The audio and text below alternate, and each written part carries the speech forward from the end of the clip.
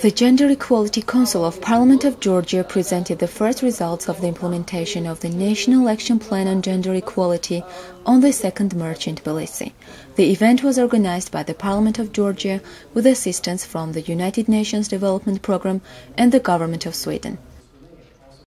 This really is in effect launching the International Gender Week 2015 under the slogan that empowering women is empowering all of humanity. And we're doing that specifically here today with the Gender Equality Council of Georgia and our partners in the government of Sweden to take stock of progress over the last year, the first year of implementation in the groundbreaking National Action Plan and Strategy on Gender Equality in Georgia. According to UN assessments, I think we can say that Georgia has made quite a lot of progress recently in terms of establishing the appropriate legislative base and policy base in producing the necessary strategies and action plans, but still very much remains to be done, absolutely, in terms of achieving better economic empowerment of women, political empowerment of women, as well as fighting violence against women and other forms of discrimination against women. And the action plan that we will discuss today is one of the best ways that we can go about really setting in stone commitments and targets and helping to meet those targets. So we're very pleased to be here. Manana Kobakhidze, Deputy Chairperson of the Parliament and Chair of the Gender Equality Council. Gocha Lortkiphanidze, Deputy Minister of Justice of Georgia, Martina, Ambassador of Sweden to Georgia, and Shombi, Deputy Head of UNDP in Georgia, addressed the participants.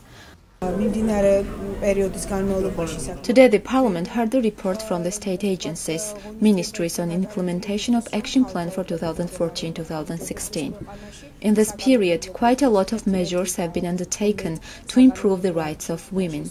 In legislative terms, changes were adopted to more than 10 drafts to harmonize with the EU standards, Istanbul Convention standards, namely in terms of elimination of all forms of discrimination and violence against women, domestic violence, protection of victims. We adopted the changes to the criminal code when declared forceful marriage as crime. This is the unprecedented step made in this direction. I think the government has made steps forward in improvement of rights of women, though there are the issues requiring improvement.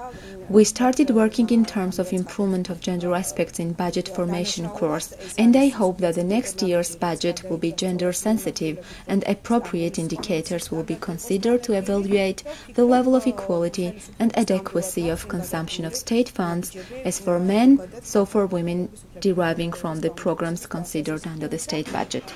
The discussion about the implementation of the National Action Plan on Gender Equality opened the 2013 Gender Week, traditionally organized with assistance from the United Nations and the Government of Sweden. This has been a very interesting meeting because we have had a report about the implementation after the first year of the National Action Plan for Gender Equality that was decided on by the Georgian Parliament last year. And actually the organizers have brought together a very interesting group of people from ministries, from agencies, from civil society, from the parliament, who are engaged and active in trying to promote greater gender equality in Georgia. Sweden has supported this process through the UN joint program on gender equality, which aims to assist and support and contribute with our experiences to the work that is being done by Georgian authorities. The Parliament of Georgia adopted the National Action Plan on Gender Equality 2014-2016 in January last year. The first-year implementation report focuses on Georgia's achievements in 2014 on the way to gender equality in all aspects of political, economic and social life, as well as on the challenges faced by the country in this area.